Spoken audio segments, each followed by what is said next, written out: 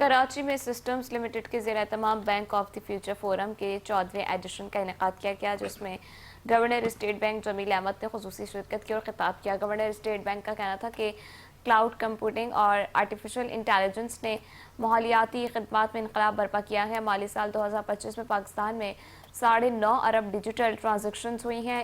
इसी माली साल में 612 ट्रिलियन रुपए मालियत की ट्रांजेक्शन्स रिकॉर्ड हुई हैं। निजी शोबा तेज़ी से रास्त सिस्टम की जानिब मुंतकिल हो रहा है, जबकि मज़ीद 15 बैंक EKYC सिस्टम अपनाने जा रहे हैं। जमील अहमद का कहना था कि साइबर सिक्योरिटी फ्रेमवर्क को मज़ीद मजबूत किया जा रहा है। बैंकों को जदीद टेक्नोलॉजीज़ में सरमायाकारी करना होगी। Mostly using checks and cash. 16% of the value was transacted via mobile apps and another 6% through internet banking portals.